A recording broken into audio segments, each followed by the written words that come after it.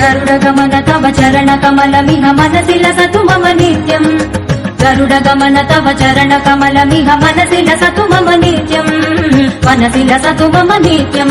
Hi అండి, అందరికీ నమస్కారం. వెల్కమ్ బ్యాక్ టు మా ఫామ్ రుచులు. ఈ వీడియోలో మనం చూసే ఏంటంటే మనందరికీ ఎంతగానో ఇష్టమైన ఎంతో టెంప్టింగ్గా ఉండే వేరుశనగ పప్పు చెక్క.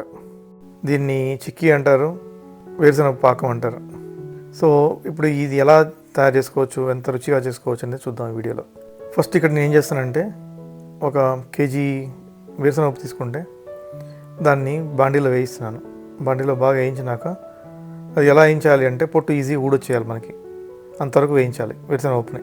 తర్వాత దీన్ని ఇట్లా ఎనుపుతున్నాను. అంటే దీన్ని ఏం చేస్తానంటే ఆ గిన్నె తీసుకొని ఆ పొట్టు ఈజీగా ఊడి రావడానికి దాన్ని ప్రెస్ చేస్తున్నాను ఆ గిన్నెతో. అప్పుడు ఈజీగా పొట్టు వచ్చేస్తుంది. బెల్లం తీసుకుంటున్నాను. ఇక్కడ కేజీ పప్పులు అయితే హాఫ్ కేజీ బెల్లం, దాని సగం అనమాట. బెల్లం తీసుకొని దాంట్లో గిన్నెలో వేసాను. నీళ్లు పోస్తున్నాను.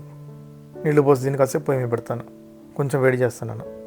ఇందాక నేను 2 స్పూన్లు పంచదార వేసాను, మీరు గమనించుంటే. దీంట్లో ఎందుకు అనేది నా కామెంట్స్ రూపంలో తెలియజేయగలరు.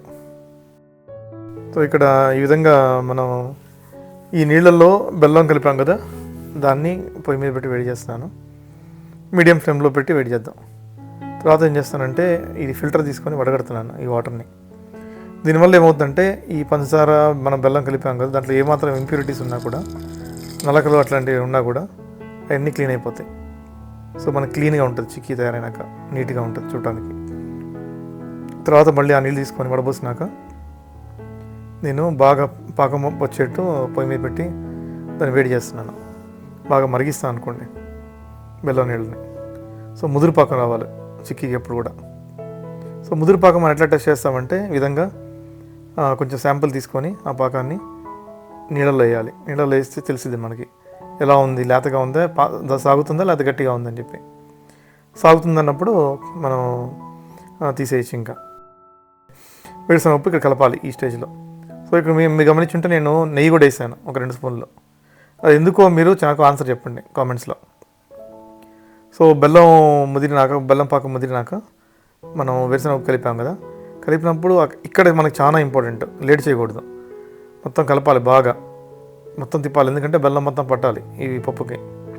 సో దాని తర్వాత ఎక్కువసేపు ఉంచకుండా మళ్ళీ దాన్ని తీసి ఇక్కడ నేను బటర్ పేపర్ వాడాను. బటర్ పేపర్ ఎందుకు వాడుతున్నానంటే ఇది ప్లేట్లో మనం వేసినప్పుడు ఈ పాకాన్ని, వేరుశనగ పాకాన్ని అది అతుక్కుంటుంది ప్లేట్కి. ఇది అతుక్కోకుండా ఉండటానికి నేను ఈ విధంగా బటర్ పేపర్ ఇస్తాను కింద. సో దీన్ని ఇక్కడ ఏం చేస్తానంటే నీట్గా ఒక షేప్లో రావడం తీసుకుని దీన్ని ప్రెస్ చేస్తున్నాను. మరి అంటే లెవెల్ లేకుండా ఉంటుంది కదా లేకపోతే. సో ఈ విధంగా నేను ఒకే రకంగా ఉండాలి అని చెప్పేసి ప్రెస్ చేస్తున్నాను పల్చగా.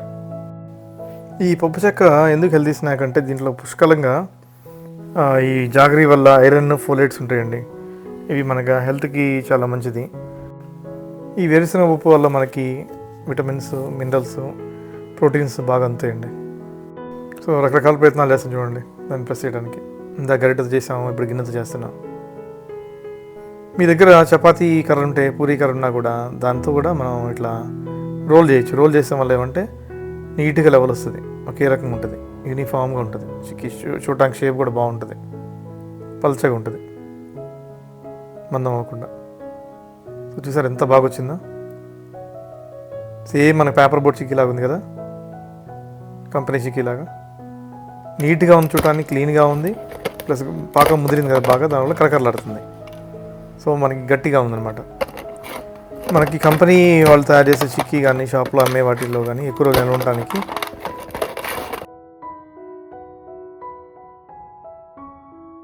లిక్విడ్ గ్లూకోజ్ కానీ కార్న్ సిరప్ కానీ ఇట్లాంటివి వేస్తారండి. మన ఇంట్లో చేసుకుంటే ఏమీ అవసరం లేదు, ఒక 2 వారాలు ఎట్లనే అయిపోతాయి ఈజీగా. సో పిల్లలకి హెల్తీ స్నాక్ కూడా. మా వీడియోస్ మీకు నచ్చినట్టయితే సబ్స్క్రైబ్ చేసి లైక్ చేయండి.